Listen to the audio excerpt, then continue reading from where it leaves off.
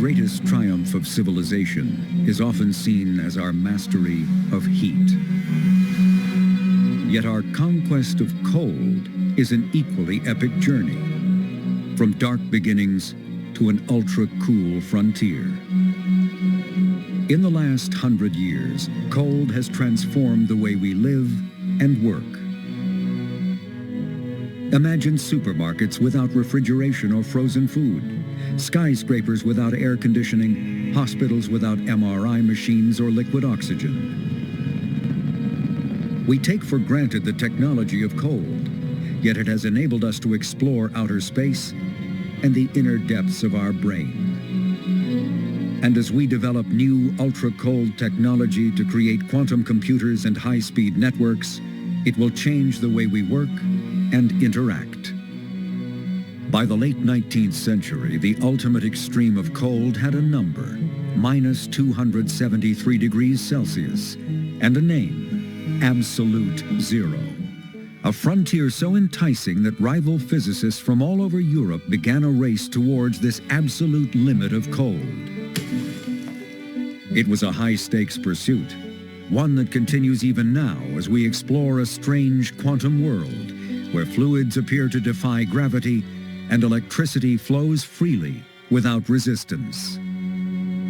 The race for absolute zero, up next on Nova.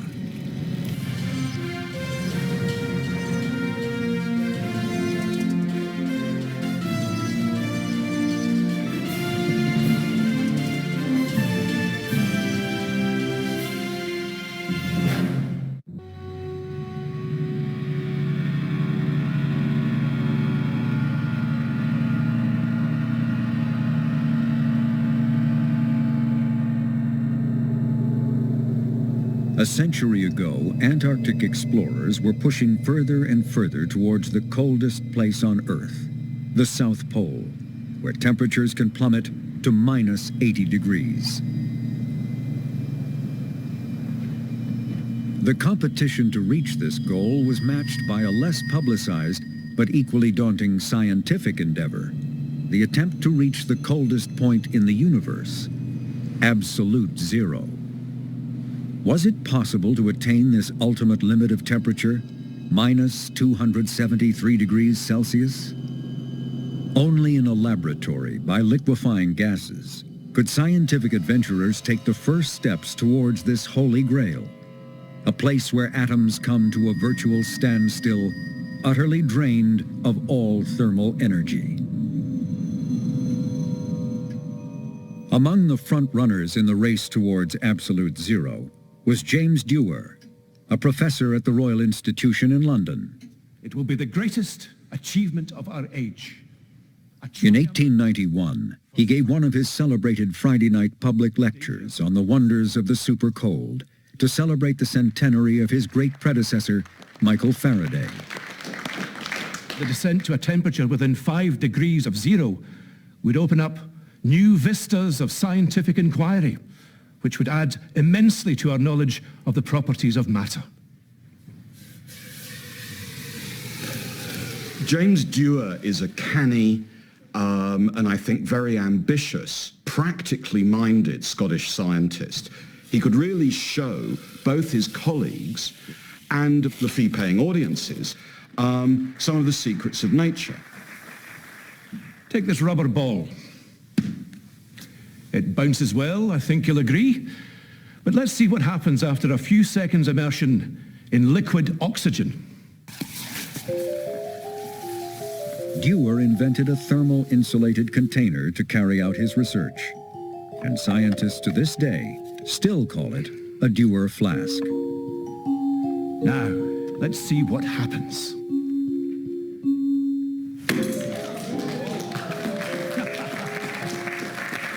This phantasmagoric aspect of science always helped science to be accepted by the public.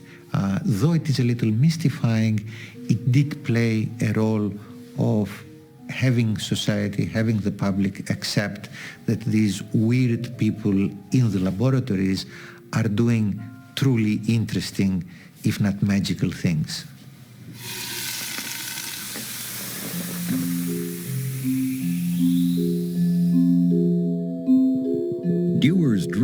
to take on the mantle of the Royal Institution's greatest scientist, Michael Faraday.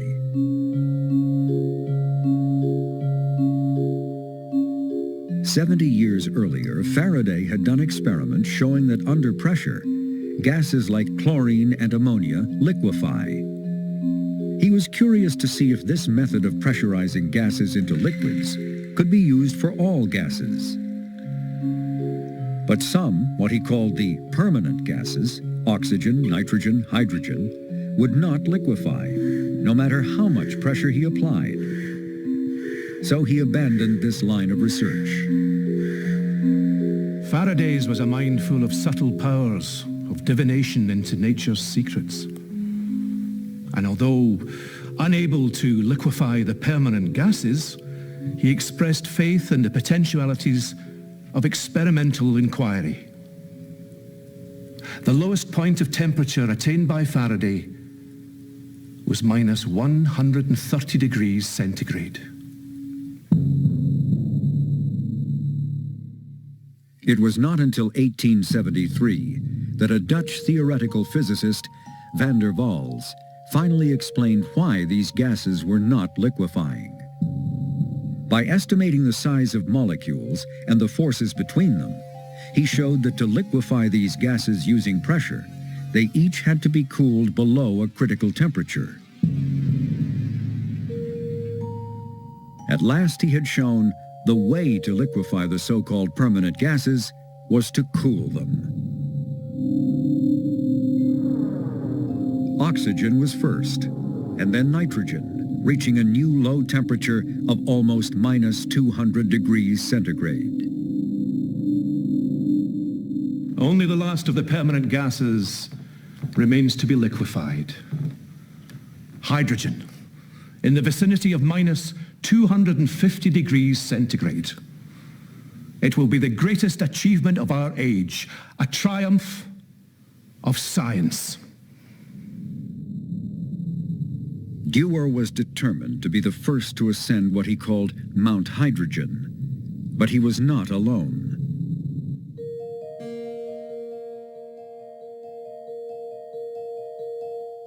The competitor Dewar feared most was a brilliant Dutchman, Heike Kamerlingh Onnes. Kamerlingh Onnes was younger than Dewar, and to a certain extent looked up to the Scotsman as his senior. Dewar didn't have the same, if you'll pardon the expression, warm feelings towards his rival in the race for cold.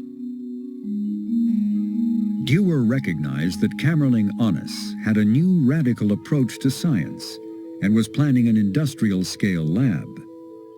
When Onnes took over the physics laboratory in Leiden, he was only 29 years old. And, well, he gave his inaugural address here in this lecture room, the big lecture room of the Academy building of Leiden University, and it was all there. He was explaining what to do in the next years, and he was talking about liquefying gases, making Dutch physics famous abroad, and, well, it was amazing how far-sighted all those visions were. Kamerlingh Onnes's lab was more like a factory. He recruited instrument makers, glass blowers, and a cadre of young assistants who became known as Blue Boys because of their blue lab coats.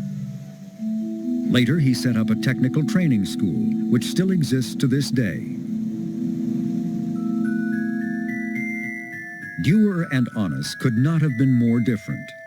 Dewar was very secretive about his work, hiding crucial parts of apparatus from public view before his lectures.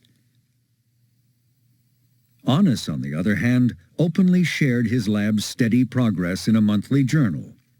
Onnes was the tortoise to Dewar's hare. In the case of Dewar, you had a brilliant experimenter, a person who could actually build the instruments himself, and a person who really believed in the brute force approach, and that is, have your instruments, set up your experiment, and try as hard as you can, and then you'll get the results you want to get. In the case of Kamerlingh Onnes, you have a totally different approach. He's the beginning of what later on was known as big science. Unlike Dewar, Onnes thought detailed calculations based on theory were vital before embarking on experiments. He was a disciple and close friend of van der Waals, whose theory had helped solve the problem of liquefying permanent gases.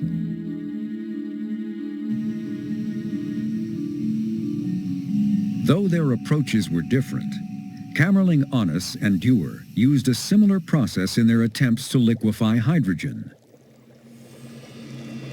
Their idea was to go step by step down a cascade using a series of different gases that liquefy at lower and lower temperatures. By applying pressure on the first gas and releasing it into a cooling coil submerged in a coolant, it liquefies. When this liquefied gas enters the next vessel, it becomes the coolant for the second gas in the chain. When the next gas is pressurized and passes through the inner coil, it liquefies and is at an even lower temperature.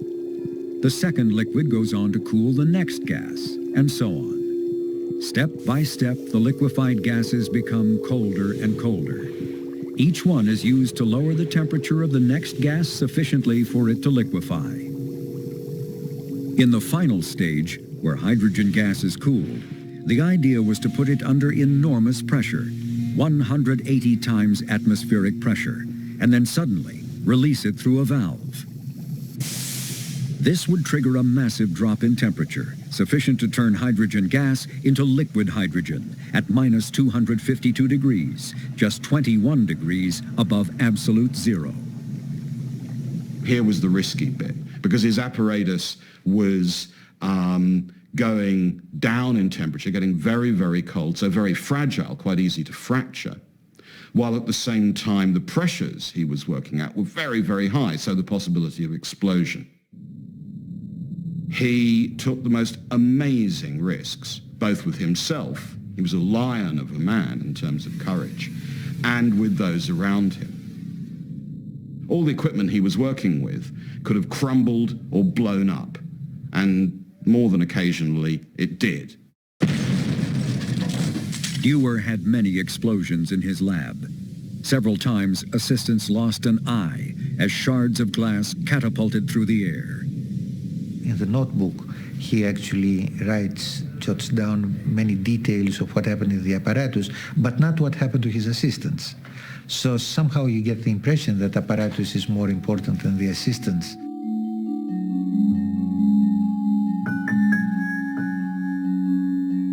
Over in Leiden, Onnes was facing anxious city officials who were so worried about the risk of explosions that they ordered the lab to be shut down.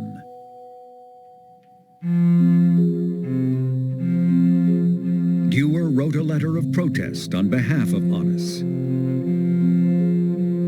But the Leiden lab remained closed for 2 years. Well, Onnes had to wait and to wait and to wait.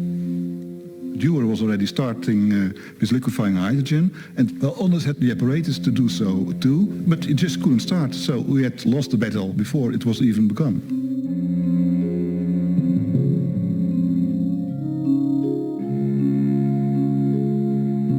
The year is 1898. Dewar has been working on trying to liquefy hydrogen for more than 20 years, and he's finally ready to make the final assault on Mount Hydrogen. By using liquid oxygen, they brought down the temperature of the hydrogen gas to minus 200 degrees Celsius. They increased the pressure till the vessels were almost bursting, and then opened the last valve in the cascade. Shortly after starting, the nozzle plugged, but it got free by good luck. And almost immediately drops of liquid began to fall, and soon accumulated 20 cubic centimeters. Dewar had liquefied hydrogen, the last of the so-called permanent gases. To prove it, he took a small tube of liquid oxygen and plunged it into the new liquid. Instantly, the liquid oxygen froze solid. Now he was convinced. He had produced the coldest liquid on Earth and had come closer to absolute zero than anyone else. Dewar thought that he had done the most amazing feat of science in the world, that he would be immediately celebrated for it and get whatever prizes there were available. And that didn't happen. I think for Dewar, it was the ambition of a mountaineer. You've climbed the highest mountain peak that you can see in the range around you, and just as you get to the top of the peak, there's an even higher mountain just beyond. That new mountain was helium, a recently discovered inert gas that was originally thought only to exist on the sun. Van der Waals' theory predicted helium would liquefy at an even lower temperature than hydrogen, at around 5 degrees above absolute zero. Now, all Dewar had to do was obtain some. It should not have been difficult. The two chemists who had discovered the inert gases, Lord Rayleigh and William Ramsay, often worked together in the lab next door. Unfortunately, Dewar had made enemies of both of them by refusing to collaborate and belittling their achievements, so they had no desire to share their helium. Camerlingionis was faced with the same problem as Dewar, which is, where can I get a supply of helium gas? And he actually asked Dewar to try and collaborate with him too. And Dewar said, I'm having such a problem getting the gas by myself, I can't possibly give you any. I'd like to, but I can't. Eventually, each found a supply. But Onnes's industrial approach paid dividends. After 3 years, he had amassed enough helium gas to begin experiments. The tortoise was beginning to pull away from the hare. At the same time, Dewar was running out of resources. To make matters worse, a lab assistant turned a knob the wrong way, releasing a whole canister of helium into the air. For 6 months, the lab couldn't do any work. At one point, Dewar writes to Camerlingionis telling him that he's not in the race anymore. He thinks that the problems for liquefying helium are such that he's not able to complete the job. The battlefields of science are the centers of a perpetual warfare in which there is no hope of a final victory.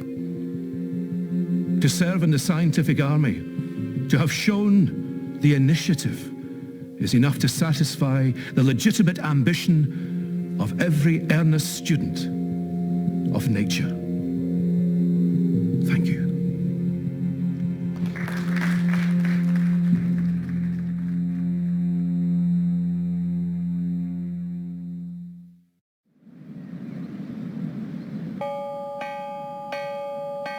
In the summer of 1908, Onnes summoned his chief assistant Flim from across the river. They were finally ready to liquefy helium.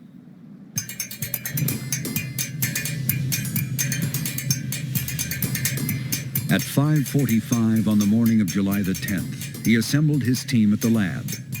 They had rehearsed the drill many times before. Leiden was a small university town, and the word quickly spread that this was the big day. It took until lunchtime to make sure the apparatus was purged of the last traces of air. By 3 in the afternoon, work was so intense that when his wife arrived with lunch, he asked her to feed him so he didn't have to stop. At 6:30 in the evening, the temperature began to drop below that of liquid hydrogen. But then, it seemed to stick.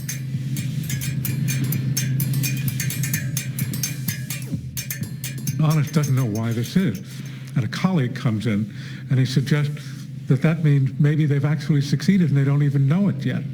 So Onnes takes an electric lamp type thing and he goes underneath the apparatus and looks, and sure enough, there in the vial is this liquid sitting there quietly. It's liquefied helium. They had reached minus 268 degrees Celsius, just 5 degrees above absolute zero, and finally produced liquid helium.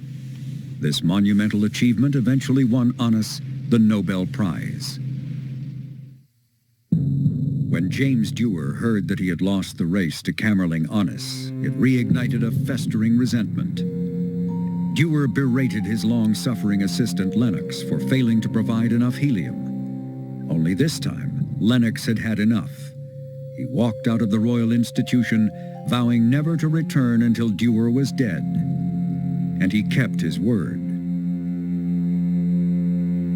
For Dewar, it was the end of his low-temperature research.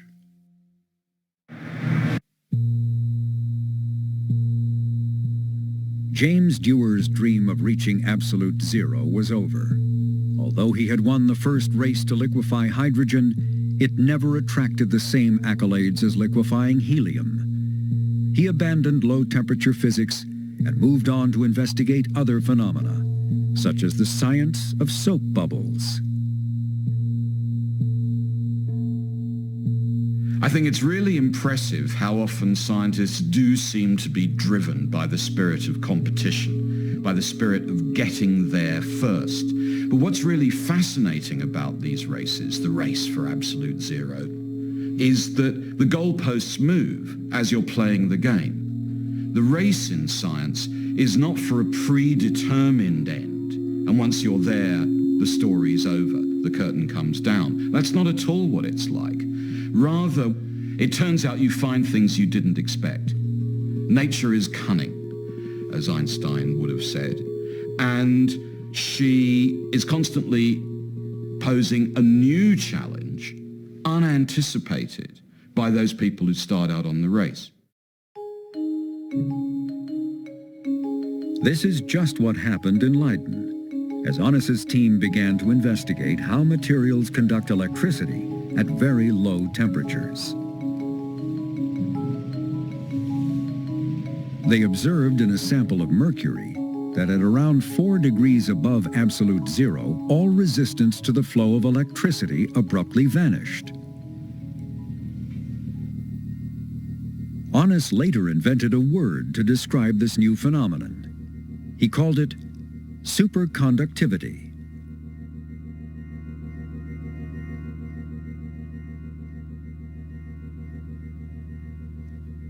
We have a circular ring of permanent magnets which are producing a magnetic field. And now when we put a superconducting puck over it and give it a little push, the magnetic field repels the superconductor. The magnetic field from the track induces a current in the superconducting puck, which in turn creates an opposite magnetic field that makes the puck levitate.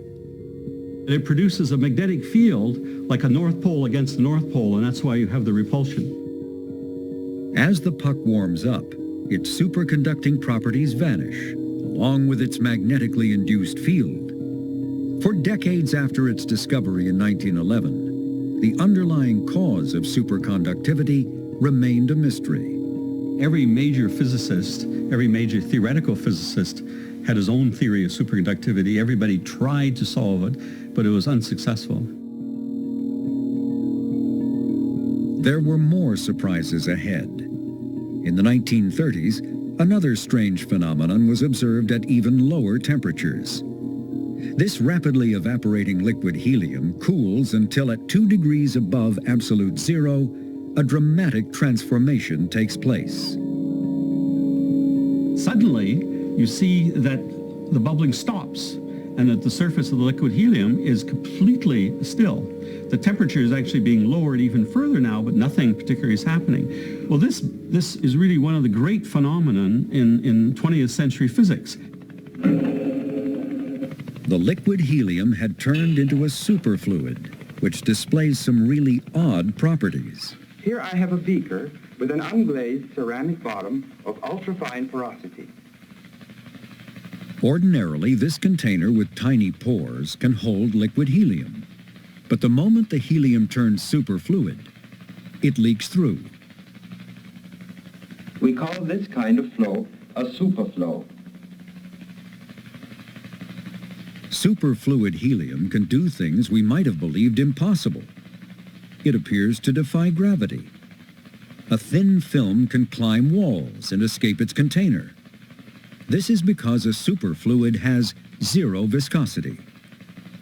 It can even produce a frictionless fountain, one that never stops flowing. Superfluidity and superconductivity were baffling concepts for scientists. New radical theories were needed to explain them.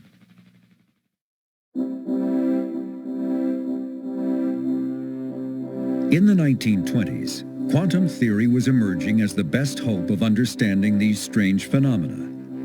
Its central idea was that atoms do not always behave like individual particles. Sometimes they merge together and behave like waves.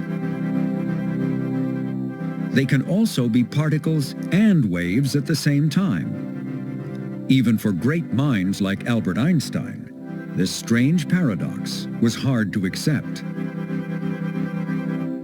In 1925, a young Indian physicist, Satyendra Bose, sent Einstein a paper he'd been unable to publish. Bose had attempted to apply the mathematics of how light particles behave to whole atoms. Einstein realized the importance of this concept and did some further calculations. He predicted that on reaching extremely low temperatures, just a hair above absolute zero, it might be possible to produce a new state of matter that followed quantum rules. It would not be a solid or liquid or gas. It was given a name almost as strange as its properties: a Bose-Einstein condensate. For the next 70 years, people could only dream about making such a condensate, which has never been seen in nature. Matter can exist in various states. Atoms at high temperature always form gases.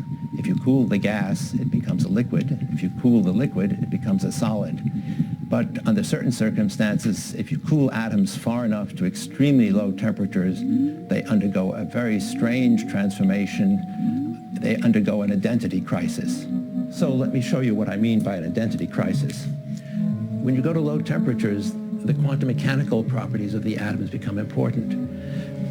These are very strange, very unfamiliar to us, but in fact, each one of these atoms starts to display wave-like properties. So instead of points like that, you have little wave packets like that moving around. It's really difficult for me to explain just why that is, but that's the way it is. Now, as you go to very low temperatures, the size of these packets gets longer and longer and longer. And then suddenly, if you get them cold enough, they start overlapping. And when they overlap, the system behaves not like individual particles, but particles which have lost their identity. They all think they're everywhere. This little wave packet over here can't tell whether it's this one or that one or that one or that one or that one or that. It's there and it's there and it's there. They're all in one great big quantum state. They're all overlapping. They're all doing the same thing. And what they're doing, to a good approximation, is they're simply sitting at rest. This Bose-Einstein condensate is very difficult to imagine or to visualize. I can imagine what it's like to be an atom running around gaily, freely, bouncing into things, sometimes going fast, sometimes going slow. But on the Bose condensate, I'm everywhere at once. I've lost my identity. I don't know who I am anymore. I'm at rest, and all the other atoms around at rest, but they're not other atoms around. We're all just one great big quantum system. There's nothing else like that in physics, and certainly not in human experience. So just to think about this causes me wonder and confusion.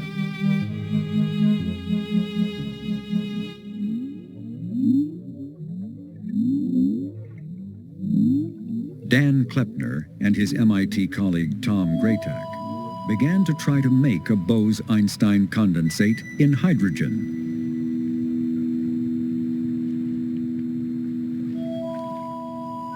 As we started out the search for Bose-Einstein condensation, our enthusiasm grew because hydrogen seemed like such a wonderful atom to use. It had everything going for it. It had its light mass. That means that the atoms will condense at a higher temperature than other atoms would.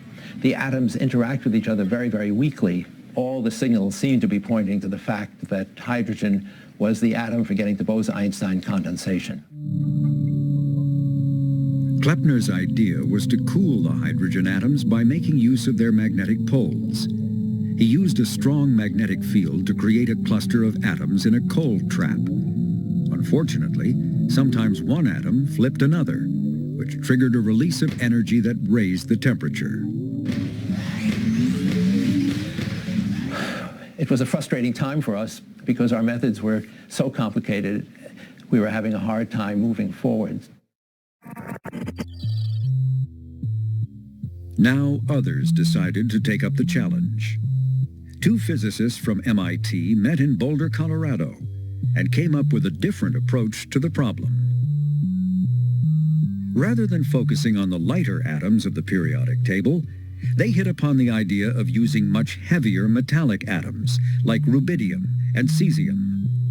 But would using these giants enable them to reach closer to absolute zero? The idea in the field in those days was that the light things like hydrogen and lithium would be easier.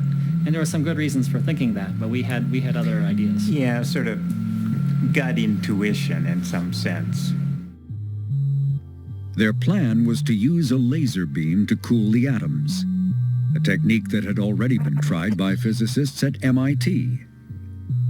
Lasers are usually associated with making things hot, but if they are tuned to the same frequency as atoms traveling at a particular speed, lasers can cool them down.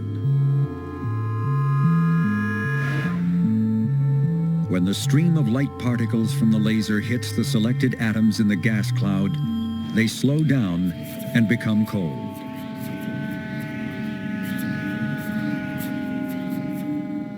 Laser cooling was a new tool that had the potential to reduce the temperature of a gas to within a few millionths of a degree of absolute zero.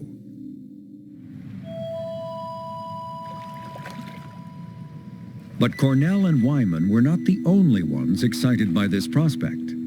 A new scientist had arrived at MIT.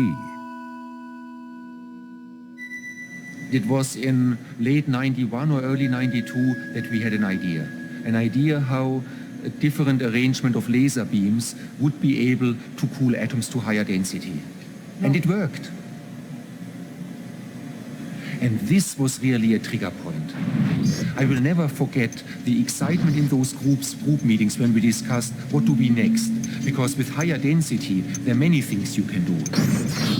Could we now push to Bose-Einstein condensation? You see, well, lots of cables and electronics. All the resources of Ketterle's lab were redirected to make a condensate in sodium atoms. And right here, this is an atomic beam oven. What is wrapped in tinfoil is a little vacuum chamber where we heat up metallic sodium so the metallic sodium melts and evaporates. And it's ultimately the sodium vapor, the sodium atoms, which we tried to Bose-Einstein condense.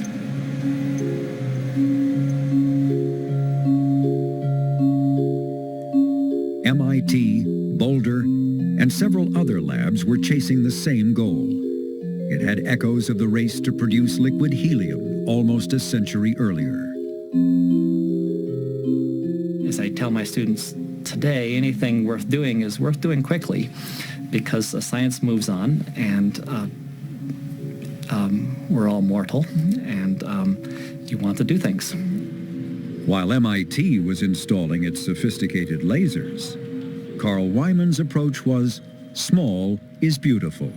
In some cases, he was ripping open old fax machines and taking out the little chip inside that made the laser and showed that you could take these lasers and put them into a home-built piece of apparatus, stabilize the laser, and use them to do spectroscopy and laser cooling.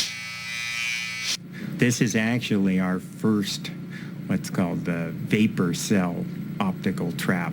You can see it's kind of this old cruddy thing, pulled together glass, where we could send laser beams in from all the different directions and have just a little bit of the atoms we wanted to cool. As well as bombarding the atoms with lasers, they also trapped them in a strong magnetic field. We would try this sort of magnetic trap, that sort of magnetic trap, this sort of imaging, that sort of imaging, that sort of cooling. All those things we could do without building a whole new chamber each time. We tried literally 4 different magnetic traps in 4 years, instead of having a 3 or 4 year construction project for each one. By being fast and flexible, the Boulder Group hoped to beat their old lab at MIT, but MIT had its own plans. There was a sense of competition, but it was what I would call friendly competition. I mean, can you imagine two athletes? They are in the same training camps, they help each other, they even give tips to each other, but then when it comes to the race, everybody wants to be the first. The rival groups were both using magnetic trapping and lasers to cool their atoms. But for the final push towards absolute zero, to turn these atoms of gas into the quantum state Einstein had predicted, they needed one more cooling technique: evaporative cooling. It's just like with this coffee. The steam coming off the coffee is the hottest of the coffee molecules escaping and carrying away more than their fair share of energy. In the case of the atoms, we keep the atoms in a sort of magnetic bowl, and we confine the atoms there. They zoom around inside the bowl, and then the hottest ones have enough energy to roll up the side of the bowl and fall over the edge, slop over the edge, taking away with them much more than their fair share of energy, and the atoms that remain have less and less energy, which means they move slower and slower and start to cluster near the bottom. And as that happens, we gradually lower the edges of the magnetic trap, and always, so there's just a few atoms that can escape, until finally the remaining atoms cluster near the bottom of the bowl, huddled together. They get colder and colder and denser, and eventually in this way evaporation forces the Bose-Einstein condensation to occur.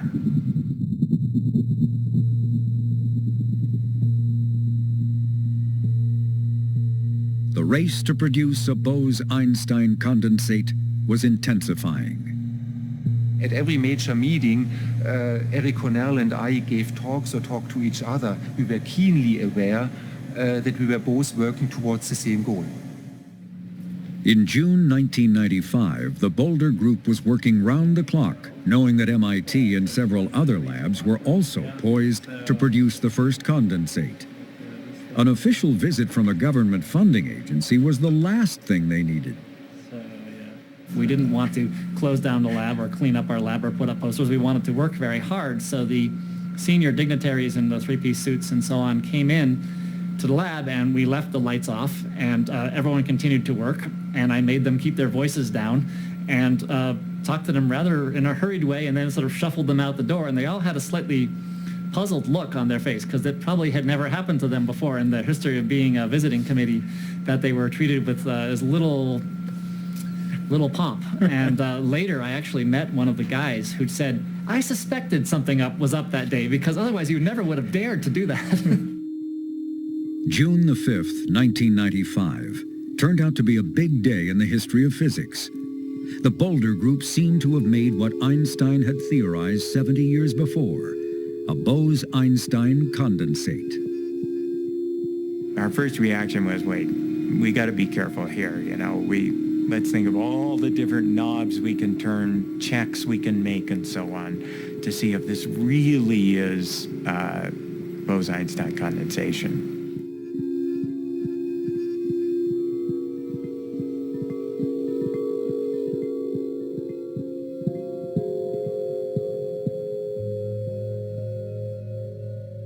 The condensate is sort of like a vampire. If the sunlight even once falls on it, it's dead. And so its realm is the realm of the dark. But we can take pictures of them because we strobe the laser light really fast, and even as the condensate's dying, it casts a shadow, and the shadow is frozen in the film. At a temperature of 170 billionth of a degree above absolute zero, Wyman and Cornell created a pure Bose-Einstein condensate in a gas cloud of just 3,000 atoms of rubidium, the first in the universe, as far as we know. One of the first things you need to understand about Bose-Einstein condensation is how very, very cold it is. Where we live at room temperature is far above absolute zero on this scale. Imagine that room temperature is represented by London, thousands of kilometers from here. Then on that scale, if we imagine right here where I'm standing in Boulder is absolute zero, the coldest possible temperature, then how close are we to absolute zero? If we think of London as being room temperature and right where I am is absolute zero, then Bose-Einstein condensation occurs just the thickness of this pencil lead away from absolute zero.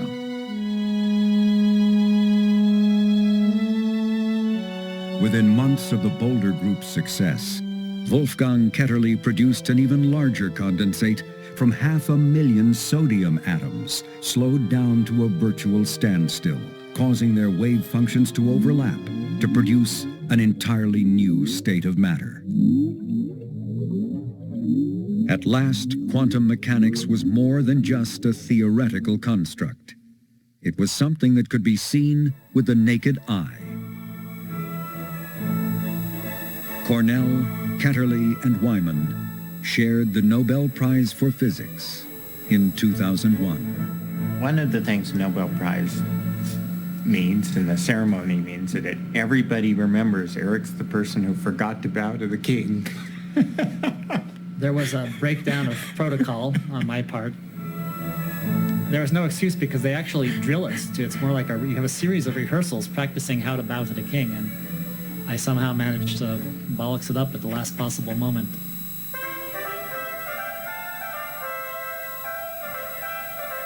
And I thought maybe, Carl, who came after me, would do this, make the same mistake, and then no one would figure it out. But no, he was perfect.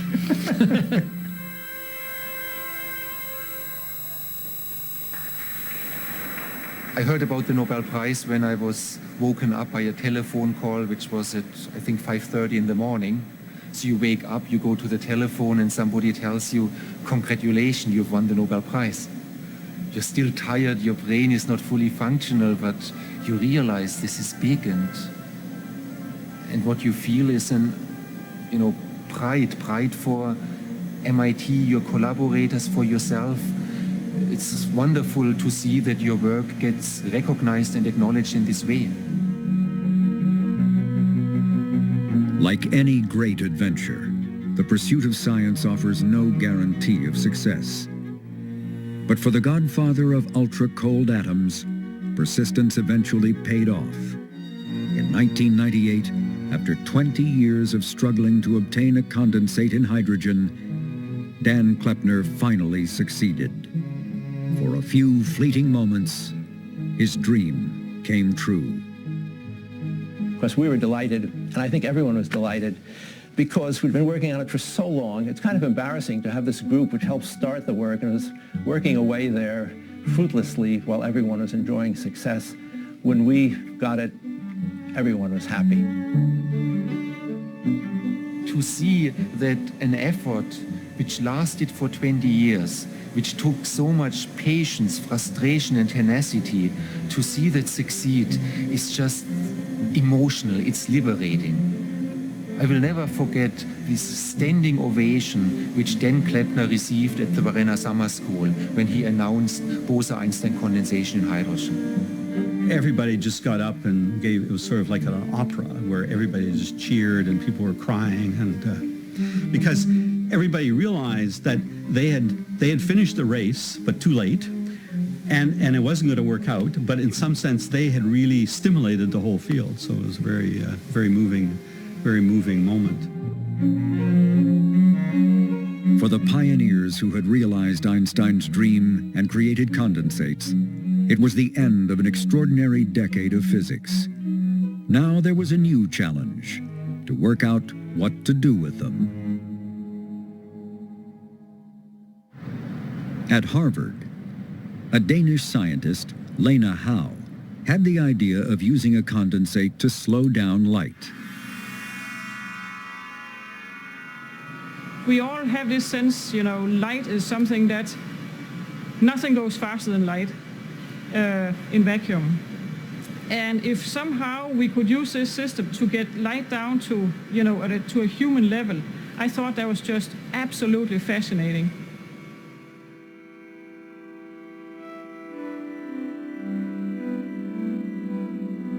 Lena Howe created a cigar-shaped Bose-Einstein condensate to carry out her experiment.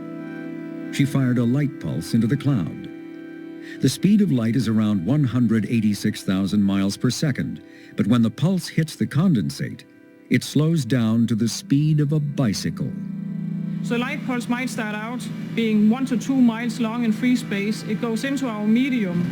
And since the front edge enters first, that will slow down. The back edge is still in free space. That will catch up, and that will create that compression, and it'll end up being compressed from 1 to 2 miles down to 0.001 micron or even smaller than that. You could say, well, gee, it's easy to stop light because I could just set a laser beam into a wall and I would stop it. Well, the problem is you lose the information because it turns into heat. You can never get that information back. In our case, when we stop it, the information is not lost because that's stored in the medium. And then when we have time to revive it, the system has all the information to revive the light pulse and it can move on. One day, ultra-cold atoms will probably be used to store and even process information. Even now, cold atoms are being turned into prototype quantum computers. As a quantum mechanic, I engineer atoms. To make a computer out of atoms, you have to somehow get atoms to register information and then to process it. Why build quantum computers? Because they're cool. It's fun, and we can do it, right? I mean, we actually can take atoms, and if we ask them nicely, they'll compute. That's a lot of fun. I mean, have you ever talked to an atom recently and had it talk back? It's great. Yes, look at that. Unlike ordinary computers, where each decision is based around a bit of information and is either a 0 or a 1, in the quantum world, the rules change. At first glance, a quantum computer looks almost exactly the same. But quantum mechanics is weird. It's funky, okay? It's weird. When you do quantum computing, you want to make this weirdness work for you. So now let's look at our quantum bit, or qubit. The qubit can not only be a 0 or a 1, it can also both be a 0 and 1 at the same time. It's almost like a form of parallel computation, but in a parallel computer, one processor does this, one processor does that. So you have two processors doing this and that. Quantum in a computer quantum is computer, you doing have only one processor that's doing this and that at the same time.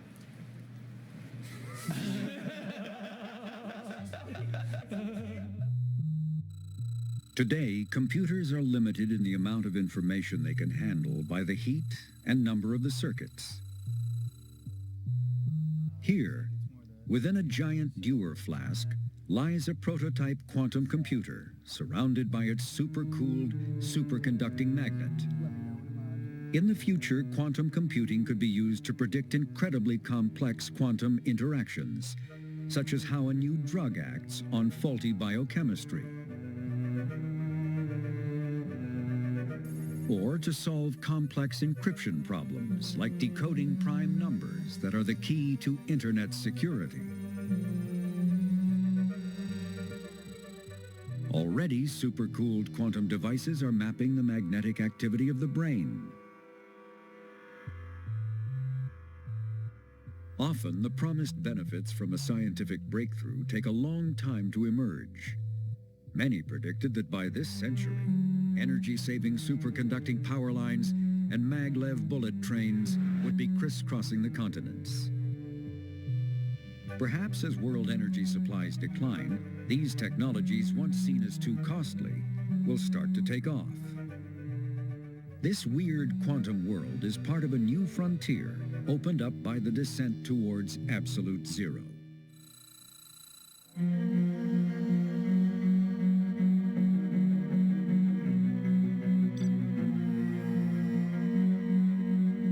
It's been a remarkable journey for scientists into unknown territories far beyond the narrow confines of Earth. On the Kelvin temperature scale, which begins at absolute zero, the temperature of the sun is around 5,000 Kelvin. At 1,000 Kelvin, metals melt. At 300, we reach what we think of as room temperature. Air liquefies at 100 Kelvin. Hydrogen at 20. Helium at 4 Kelvin. The deepest outer space is 3 degrees above absolute zero. But the descent doesn't stop there. With ultra-cold refrigerators, the decimal point shifts 3 places to a few 1,000ths of a degree. And laser cooling takes it down 3 more places to 1/1,000,000th of a degree, the temperature of a Bose-Einstein condensate. With magnetic cooling, we shift 4 more decimal places until we reach the coldest recorded temperature in the universe, created at a lab in Helsinki, 100 picokelvin, or 1/10 of a billionth of a degree above absolute zero. So, will it ever be possible to go all the way, to reach the holy grail of cold, 0 Kelvin? Getting to absolute zero is tough. Nobody's actually been there at absolute 0.000000 with an infinite number of zeros. That last little tiny bit of heat becomes harder and harder to get out. And in particular, the timescales for getting it out get longer and longer and longer, the smaller and smaller the amounts of energy involved. So eventually, if you're talking about extracting an amount of energy that's sufficiently small, it would indeed take the age of the universe to do it. Also, you actually need an apparatus the size of the universe to do it, but that's another story.